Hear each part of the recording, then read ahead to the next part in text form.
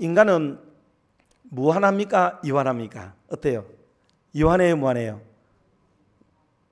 유한하죠? 예, 유한합니다. 여러분, 사람이 신앙 안에서 유한하다는 말의 의미가 어떤 뜻인지 아세요?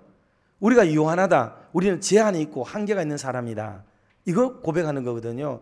이게 신앙의 기초예요. 신앙의 기초. 그래서 믿음이라고 하는 것은 인격적인 하나님 앞에서 우리의 연약함과 우리의 부족함이 고백되고 우리의 죄됨이, 우리의 비참함이 그 속에서 고백되어지는 데서부터 출발되어진다. 그래서 사람은 절대로 자의적으로 하나님을 알 수도 다 깨달을 수도 없다. 그러나 다만 하나님이 보여주시고 알려주시는 것만큼만 우리가 알게 된다는 거예요.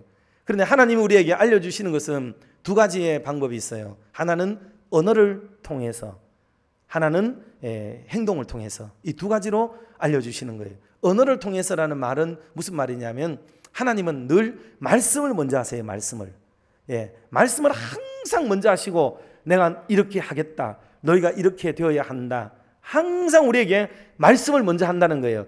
사람은 화가 나면 어때요? 손찌검부터 하기도 하고 행동부터 가기도 하죠. 그런데 하나님은 항상 그 말씀이 먼저 와요. 말씀이 때문에 말씀에 집중하게 되면 하나님을 알게 되고 하나님을 바로 배울 수가 있게 되기 때문에 우리는 말씀 중심의 신앙생활을 해야 되는 당위성과 이유가 여기에 있습니다. 그래서 하나님 말씀을 먼저 우리가 잘 받아야 돼요. 그리고 그 속에서 이제 곧 하나님이 행하실 것들을 우리가 배워가게 되는 겁니다.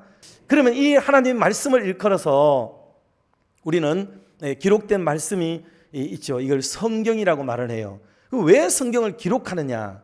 왜 성경을 기록하느냐 하면, 여러분, 우리는 모든 것들을 다 경험하지를 못했어요. 다.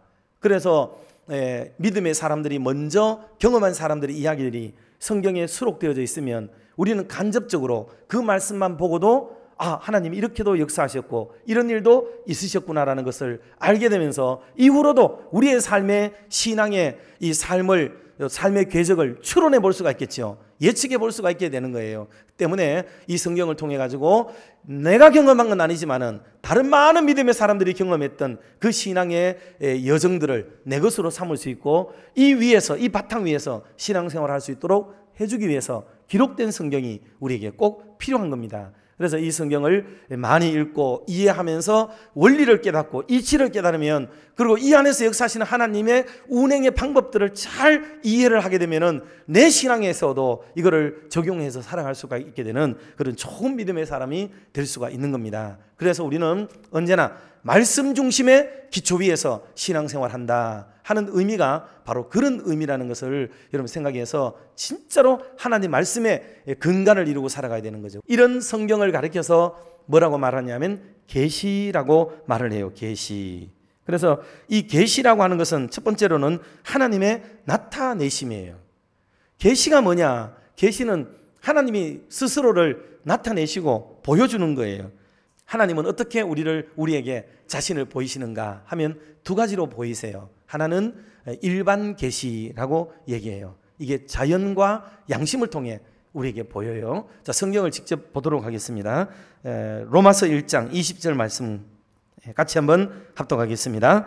창세로부터 그의 보이지 아니하는 것들 곧 그의 영원하신 능력과 신성이 그가 만드신 만물에 분명히 보여 알려졌나니 그러므로 그들이 핑계하지 못할지니라. 아멘. 창세로부터, 하나님이 세상을 지을 때부터 보이지 않는 것들이 하나님의 그 능력과 신성이 만물 안에 다 깃들어져 있다는 거예요. 그 안에. 그래서 만물이 이게 내 데 있었단 말이야 하고 하나님 이거 언제 내 데 있는 거 보여주셨어요? 라고 핑계치 못한다. 이미 우리 안에 그걸 다 담지하고 있다, 가지고 있다 하는 것을 얘기를 하고 있는 거예요. 또 하나가 이제 자연을 통해 가지고 양심을 통해 알지만은 하나는 당연히 특별 계신 성경을 통해 알게 되겠죠. 그래서 성경 말씀을 우리가 많이 배우고 알고 해야 됩니다. 이 성경은 특별한 환경에서 특별한 시대에 특별한 사람들에 의해서 쓰여진 것이 바로 성경이에요. 때문에 이 성경은 특별한 지경에 인간이 처하게 될 경우에 이 성경은 크게 작동하게 되고 역사하게 되는 것이기 때문에 이걸 중요하게 하게 됩니다. 그럼 두 번째로 우리가 생각할 게 바로 그 부분이에요. 계시, 성령의 감동으로 기록되었다 하는 겁니다. 이 부분은 우리가 많이 알고 있기 때문에 우리가 많은 설명이 좀 필요하지 않습니다. 하나님의 말씀은 이 다 성령의 감동으로 기록되어 있어요. 자, 베드로후서 1장 20절 21절 말씀 같이 한번 합독하겠습니다. 먼저 알 것은 성령의 모든 예언은 사사로이 풀 것이 아니니 예언은 언제든지 사람의 뜻으로 낸 것이 아니요 오직 성령의 감동하심을 받은 사람들이 하나님께 받아 말한 것임이라. 아멘. 때문에 이 성경은 감동을 받아야 돼요. 하나님이 역사해 주셔야 되는 거예요. 그러므로 겸손한 마음으로, 예를 들어 우리가 막 기도할 때 성령의 은혜가 임하기를 막 사모하는 마음이 있잖아요. 그런 것처럼 성경을 읽을 때도 정말 간절한 마음으로 이 성경을 읽고 진짜 성경의 원리, 하나님을 섬기는 도를 잘 이해할 수 있게 해달라고 하고, 그도 이 들은 말씀대로, 읽은 말씀대로, 깨달은 말씀대로 내가 살아갈 수 있는 힘과 용기를 달라고 기도하면서 이 말씀 앞에 앉을 때에 우리에게는 깨달음이 있다 하는 것을 알 수가 있습니다. 그리고 마지막 부분이 오늘 설명드리려고 했던 게 뭐냐면 성령의 조명이에요. 조명. 여러분, 조명이라고 하는 것은 쉽게 그냥 불이라고 생각하면 돼요. 불.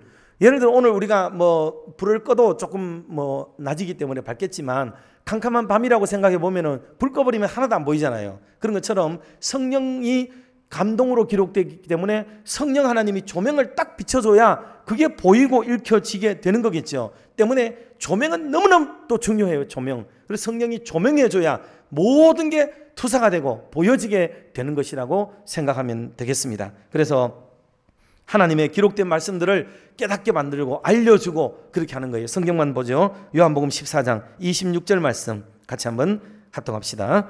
보혜사 곧 아버지께서 내 이름으로 보내실 성령, 그가 너희에게 모든 것을 가르치고 내가 너희에게 말한 모든 것을 생각나게 하리라. 아멘. 여러분, 이게 성령의 큰 은혜이고 은사예요. 이번 주간에는 지내면서 성령님을 요청하고 성령님을 구하는 기도를 드려보세요. 그런데 우리가 아는 일반적으로 막 성령이 오셔가지고 내 마음을 뜨겁게 하고 막 역사가 일어나는 것도 좋아요. 그것도 좋지만은 오늘 성경에 기록된 내용을 따라서 성령님이 오시면은 기억나게 하고 생각나게 한다 하는 이런 놀라운 성령의 역사를 우리는 바라면서 성령을 구해본 적이 있어요. 하나님 내게 성령 주세요. 성령 충만, 성령 충만. 막 근데 성령 충만의 의미가 뭐예요? 방언, 막 어떤 은사, 이걸 위해서만 말고, 그것도 하시되 그거 말고 정말 하나님의 말씀이 떠오르고 생각나고 말씀대로 살고 싶어요. 성령님 오세요. 성령님이 오시면 복음을 증거한다 그랬는데 성령님 오세요. 그래서 내가 또 복음의 증인이 되게 해주세요. 아니, 성경에는 성령이 오면은 이런 일을 한다고 기록되어 있는데 이런 성령은 하나도 구하지 않고 왜 자꾸 벙벙 뜨는 것만 구하냐 말이에요. 하나님의 말씀을 따라 구하는, 이거 말씀 중심으로 한다면 성령이 오시면 기억나게 하고 깨닫는다고 하셨는데 하나님 일주일 내내 목사님이 선포된 이 말씀을 좀 기억나게 해주시고 이 말씀 붙들고 살도록 하나님의 성령께서 나를 떠나지 마시고 나와 동행해 주시옵소서. 여러분, 성령을 진짜로 좀 구하면서 사시기를 주님의 이름으로 축원합니다. 뭐가 성령 충만인지를 바로 이해하면서 말씀 중심의 아름다운 삶을 간구하고 살아가는 것, 이게 하나님 기뻐하고 주님이 원하는 거라는 것을 기억하면서 여러분, 말씀 중심, 교회 중심, 그리고 성령 중심, 이 귀한 말씀들의 참된 의미가 우리 가슴 속에 절절히 메워져서 또 다른 한 주간 그 남은 생애가 정말 주의 말씀 안에서 승리의 삶을 살아가게 되는 그런 저와 여러분 모두가 다 되시기를 주님의 이름으로 축원합니다.